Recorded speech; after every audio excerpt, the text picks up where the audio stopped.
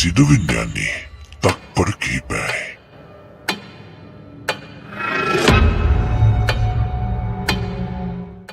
ඉතින් හෙට්ටිගේ මේ පිටත් වෙන්න යන්නේ මායාකාර තැන් හොයාගෙන.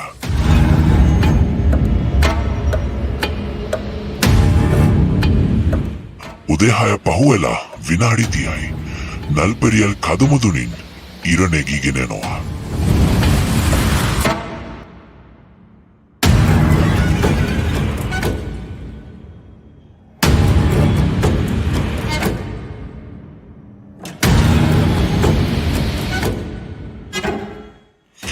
ජීවිතේ ලස්සනම දේවල් දකින්න ලස්සන තැන්වලට යන්න ඕන. හෙට්ටිගේ මුලින්ම ගියෙත් එහෙම තැනකට. මායාකාරී ඇඩිෂන්. ඔව්, මේක ඇත්තටම මායාකාරී තැනක්.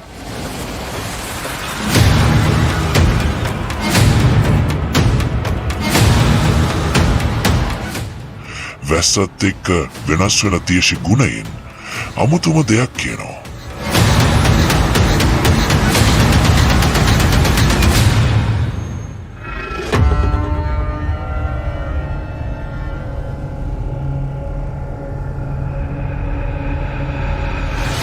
ගස්වලින් තනිවුණු ඔයිය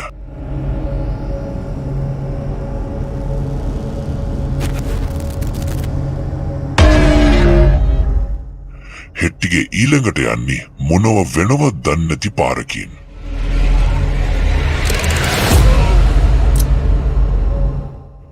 පාරේ ගොඩක් දුර ඇවිත් හෙට්ටිගේ දකිනවා කන්දේ හිරවුණු ගුප්ත තැනක්.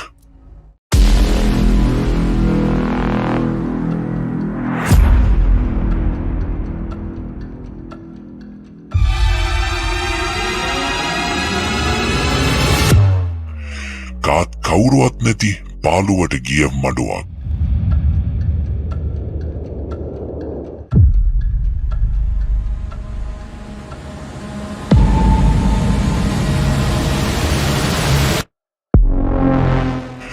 මහා ගස්වලින් හෙට්ටිගෙව වට කරගෙන හෙට්ටිගේ එතනින් යන්න හිතනවා.